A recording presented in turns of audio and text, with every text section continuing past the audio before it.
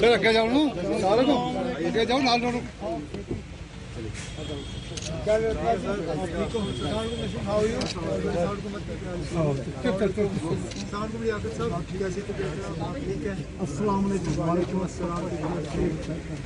सलाम सर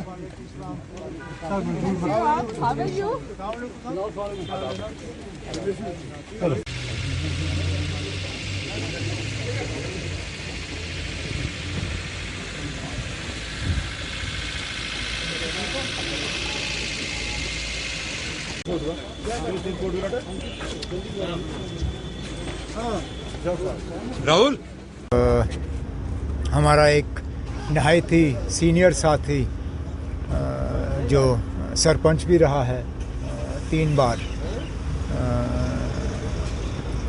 10-12 दिन पहले वो वफ़ात पा गए। हमारे ब्लॉक सदर थे नौशहरा में, वहाँ जा रहा हूँ ताज़ियत का इजहार करने। सिर्फ यही मकसद है आज इस प्रोग्राम का, और यहाँ आके अपने साथियों से मुलाकात करने का तो मौका हासिल हुआ ही है, तो हालात के बारे में थोड़ा सा जायज़ा लेने का मौका भी मिलेगा मुझे। आज शाम को वापस श्रीनगर चला जाऊंगा। सर, भाजपा के लोगों को जब भी कहा जाता है कि जम्मू कश्मीर में इलेक्शन करवाए जाए तो वो कहते हैं कि इलेक्शन कमीशन ऑफ इंडिया जब कहेगा तो इलेक्शन होंगे। क्या भाजपा तैयार नहीं है?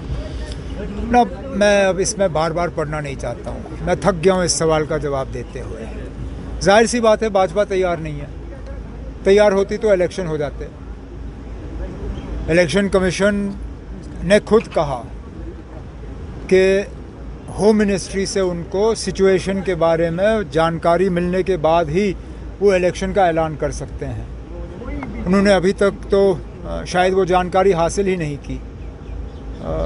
क्यों नहीं की समझ में नहीं आता। Chief election commissioner of India ने खुद कहा कि जम्मू कश्मीर में वैक्यूम है। अगर वैक्यूम है तो उसको भरने का काम क्यों नहीं किया जा रहा। लेकिन मैं अब इस सवाल का जवाब अब इसके बाद दूंगा नहीं।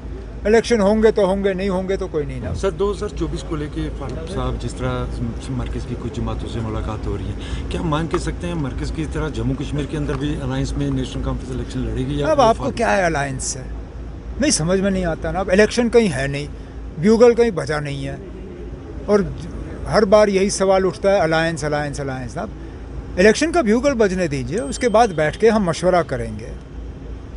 किसी एक की राय या किसी एक का फैसला चलेगा नहीं।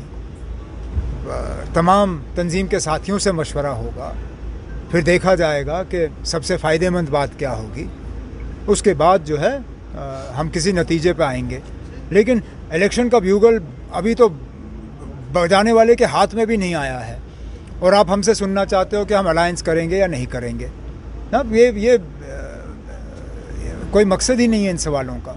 इलेक्शन होने दीजिए, फिर देख लेंगे। मुगल रोड पे मुसाफिरों को जो है काफ़ी परेशान किया जाता है, वहाँ पे उनकी चेकिंग, उनकी आइडेंटिफिकेशन वगैरह, और काफ़ी घंटों वहाँ पे इंतजार करना पड़ता है। क्या कहेंगे इस मुद्दे पर? अब हालात ही कुछ ऐसे हैं। हालांकि हम इंतज़ामिया से उम्मीद करेंगे कि चेकिंग जल्द से जल्द हो, कि इसमें ज़्यादा टाइम ना लगे।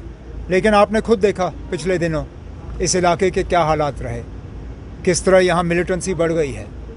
अगर मुसाफिरों को मुश्किल का सामना करना पड़ रहा है, ये सीधी सबूत है कि इंतज़ामिया फ़ेल हो चुकी है, कि सिक्योरिटी सिचुएशन जो है बेहतर होने के बजाय इसमें ख़राबी आई है। तभी तो जाके आज लोगों को मुश्किल का सामना करना पड़ रहा है, जो इससे पहले शायद नहीं करना पड़ रहा था। तो एडमिनिस्ट्रेशन को एक तो यहाँ के हालात जो हैं उन पर नज़रसानी डालनी होगी, और दूसरा उनकी कोशिश रहनी चाहिए कि लोगों को कम से कम तकलीफ हो। बदकिस्मती, मुझे अपनी बात ख़त्म करने दीजिए ना। बदकिस्मती से गवर्नर रूल में लोगों के और हुकूमत के दरमियान जो तालमेल है, उसमें एक अनबन सी हो जाती है, एक फासला आ जाता है। इसलिए हम कहते हैं कि directly elected government is always better than a nominated government. Nominated government में गवर्नमेंट को ये कोई उनको गम ही नहीं है कि लोगों को कोई परेशानी है या नहीं है। ये इस बात का नतीजा है। सर 2024 के इलेक्शन को लेकर जिस तरह भाजपा का दावा है कि जम्मू कश्मीर में उन्होंने डेवलपमेंट करवाई है, आप इसको किस नज़रिए से देखते हैं? क्या डेवलपमेंट हुई है? इलेक्शन हो जाए खुद पता चलेगा क्या डेवलपमेंट सर है। 2024 के इलेक्शन को लेकर जिस तरह मरकज़ के अंदर सभी सियासी जमातें एक प्लेटफॉर्म पे आ रही हैं भाजपा के खिलाफ खड़े हुए, क्या नेशनल कॉन्फ्रेंस भी उसका हिस्सा होगी? अब हमारा जम्मू कश्मीर के बाहर है क्या? हमने क्या कंट्रीब्यूट करना है ना अब इस रियासत के बाहर? कुल मिला के हमारी 5 सीटें हैं। हमारी 5 सीटों पे कौन सा तूफान होने वाला है दिल्ली में? हमने तो वैसे भी बीजेपी के खिलाफ लड़ना है, बाकी रियासतों में क्या होना है क्या नहीं होना है वो दूसरी बात है। मैं वैसे भी मतलब वो ठीक है, आगे जाके क्या मजबूरी बनती है वो दूसरी बात है, लेकिन मुझे कोई इन अलायंसों के से नेशनल कॉन्फ्रेंस को फ़ायदा या जम्मू कश्मीर को कोई फ़ायदा नज़र नहीं आया।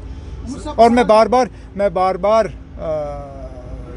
इन लोगों को याद दिलाता हूँ कि जब इन्हें हमें ज़रूरत पड़ती है ये हमारे दरवाजे ज़रूर खटखटाते हैं। अब अरविंद केजरीवाल मुसीबत में है तो आज उनको हमारी सपोर्ट की ज़रूरत है, लेकिन ये लोग कहाँ थे जब 2019 में हमारे साथ इतना बड़ा धोखा हुआ? कौन था जो हमारे साथ खड़ा हुआ? ये आज जो शोर कर रहे हैं, जो कहते हैं कि आइन को बचाओ, जमहूरियत को बचाओ, डेमोक्रेसी को बचाओ, ये थे कहाँ? हमारा वहाँ पे डेमोक्रेटिक मर्डर हुआ और इन्होंने चूं तक नहीं किया। क्या इन्होंने तो साथ दिया? कुल मिला के 3-4 पार्टियां हैं जिन्होंने हमेशा हमारा साथ दिया होगा। एक डीएमके, एक ममता बनर्जी टीएमसी, लेफ्ट की 2 पार्टियां। इन 4 को छोड़ के मुझे 5वां कोई दिखाइए जिन्होंने कभी भी पूरी तरह से हमारा साथ दिया हो। तो ठीक है ना, अब हम अपनी 5 सीटों पे बीजेपी का मुकाबला करेंगे, वो करें जो उनको करना होगा।